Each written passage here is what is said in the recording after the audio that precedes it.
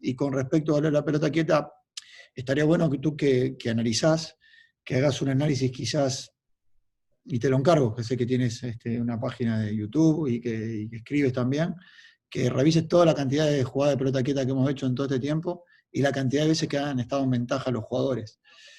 Analysis task accepted, Diego.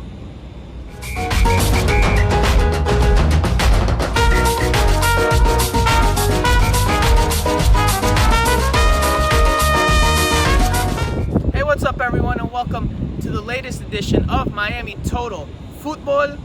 We're at Inter Miami CF Stadium, and we're going to do something a little different today. Rather than recap or review or analyze a game, we're going to look at a season's worth of set pieces.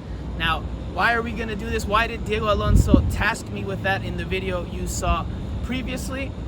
Well, it's because one criticism that I've had of Inter Miami this season is that they don't get very much out of their attacking set pieces. They have one goal in 19 games from that facet of play, and that goal was obviously the somewhat recent free kick golazo from Gonzalo Higuain.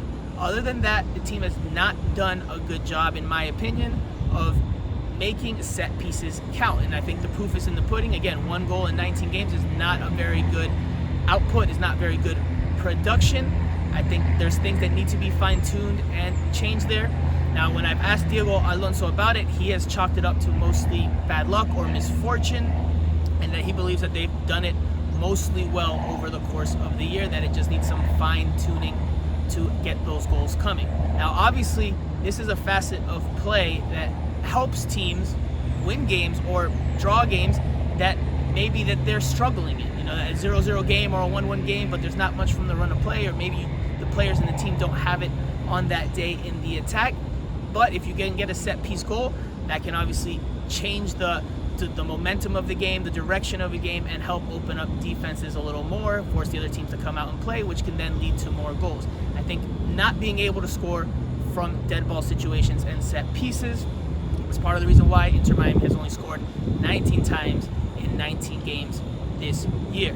Now, of course, I have to note that I'm not going to be looking at every single set piece here over the course of Inter Miami's season.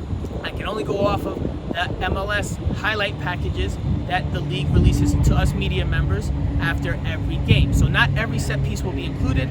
Not every game will have a set piece represented. Obviously, games that have a lot of goals or a lot of other opportunities, those plays will be put into a highlight package by the league rather than set pieces. So this will not paint a full picture of Inter Miami's set pieces, but I think it will paint a good enough picture where we can get a big enough of an idea of what's going right and what's going wrong and needs improvement for the team to be able to start scoring goals from that facet of play. And also of note, we're not looking at penalty kicks here or defensive set pieces that turn into transition goals for Inter Miami. Obviously, they had one like that against Atlanta United when they were defending a set piece and Lewis Morgan scored on a quick counterattack that Inter Miami did well on. And we're not looking at penalty kicks like the Gonzalo Higuain miss against the Philadelphia Union or Lewis Morgan's penalty kick goal against the Houston Dynamo. We're strictly looking at free kicks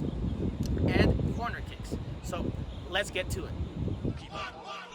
So let's start with the MLS's back tournament. Lewis Morgan whips in a free kick from the right with his left foot that goes wide of the goal, doesn't test Pedro Gallese.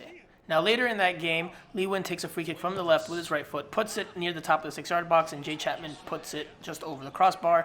He made good contact, but he was going away from goal on the play. Now this is one of Inter Miami's most dangerous set pieces on the year. Lewis Morgan takes a corner kick from the right with his left foot that finds Roman Torres attacking the ball inside the 6-yard box, and the header hits off the crossbar. Just needed to be a little lower to put the ball in the back of the net. Now this next set piece is a free kick from deep on the left from Lewis Morgan against New York City FC. It finds his target, Nicolas Figal, in the box, and he puts a header on frame that Sean Johnson saves. Now, while the service is not bad, the delivery is not bad, it's also not great because it's a little too far from goal. Nicolas Figal cannot generate that much power from that far away from goal, and it's why it's a relatively easy save for Sean Johnson. He wasn't overly tested on the chance.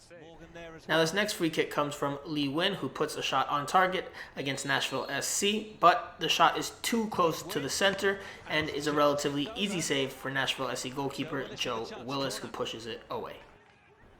This next set piece against Atlanta United, an in-swinger from the right with his left foot from Lewis Morgan, but it's too close to the goal, and Brad Guzan comes off his line and catches the ball easily.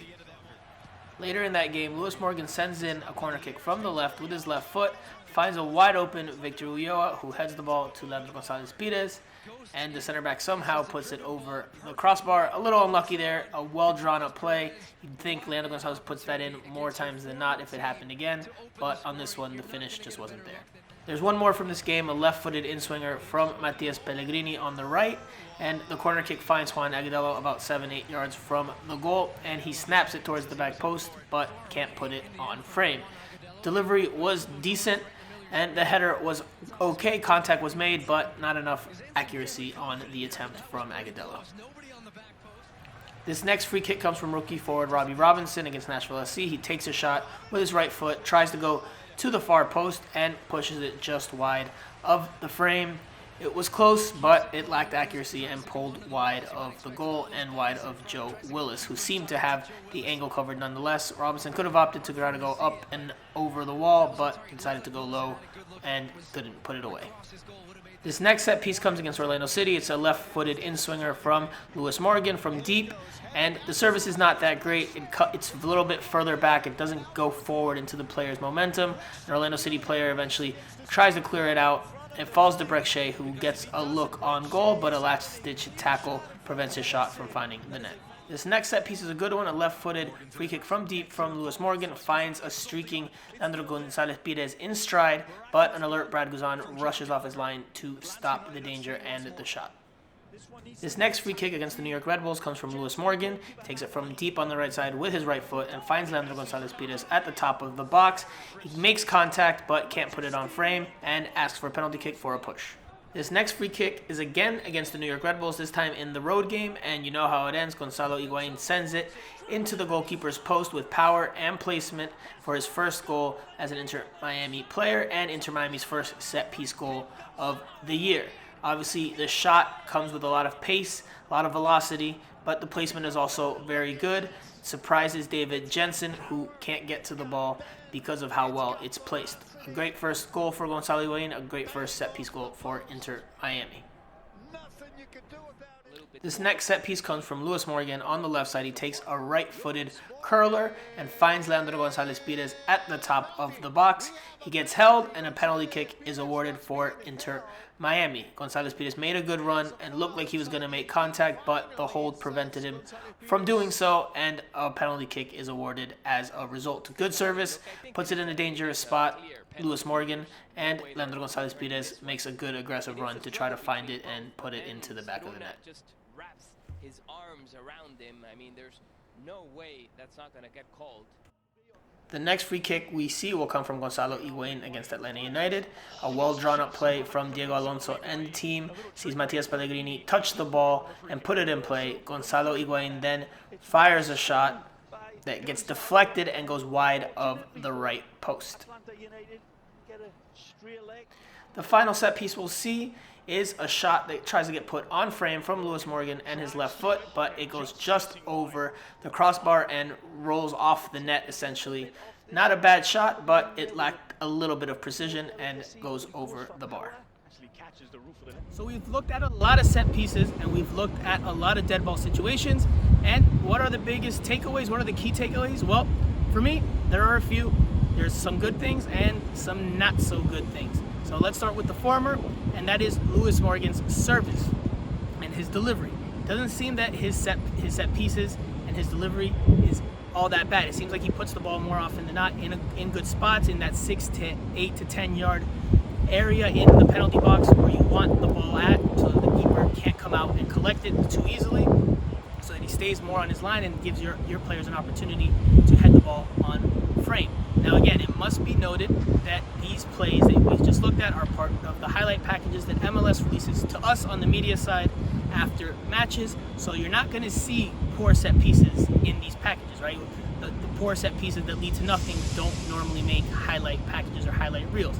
So, and there have been times this season and games this season in which I've been critical of Lewis Morgan for his delivery, the ball not necessarily traveling as far as it needs to, or having the adequate height so that defenders can't easily clear it out like they have at some points this year when the ball hasn't barely gotten to the front post before being cleared out.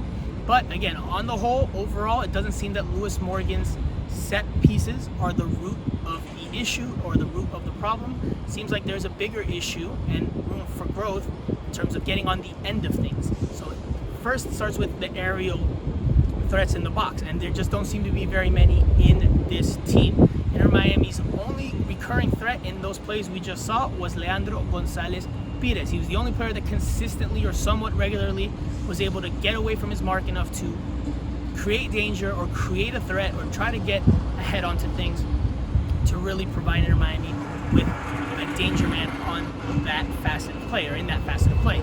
Nobody else really was able to do that for Inter Miami on at least on a consistent basis. So if Inter Miami is unable to do that to this point, well, they might have to hit the training ground and really work on it, and maybe put in more time into it than they're used to, or that head coach Diego Alonso and his staff is used to putting into set pieces, because right now it's simply just not good enough, and the players are not getting enough separation. Maybe they're not the best headers of the ball, but maybe they need a little more separation. So they need to find ways to break free from their marks, be it with themselves, maybe doing a little push or a little bump to try to create that separation, or making better runs in the box to try to find themselves in better spots that can free them up a little bit from their marks.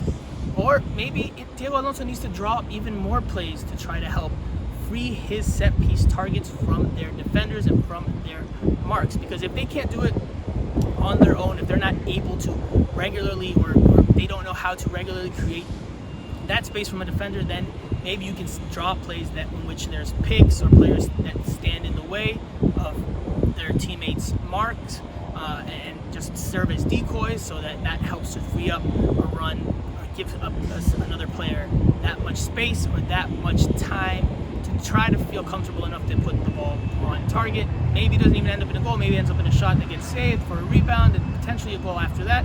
But there has to be a way Inter Miami can find a way to get more separation and give their set piece targets more of a chance to put these balls on frame.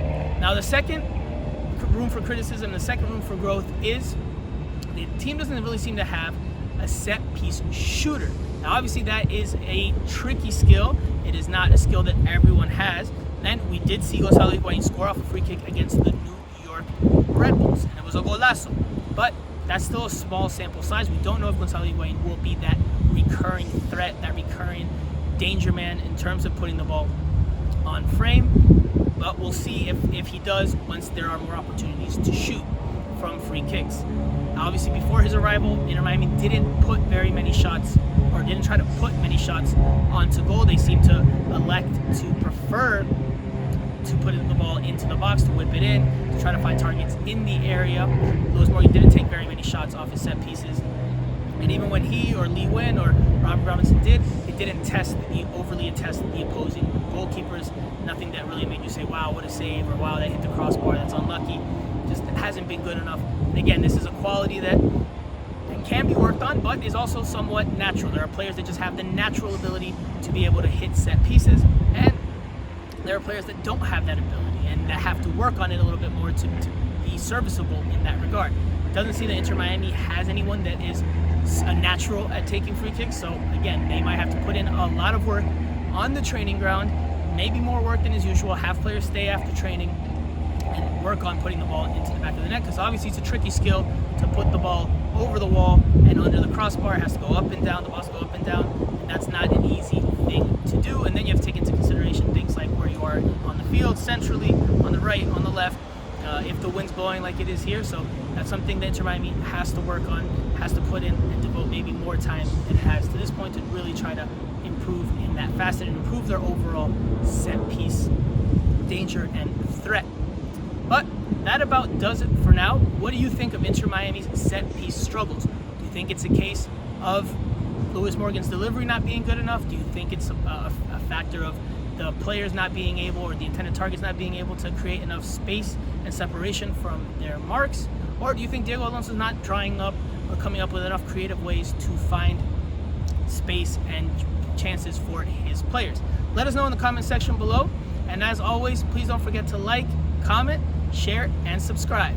I'm Franco Panizo, and we'll see you again on Miami Total Football on the next one.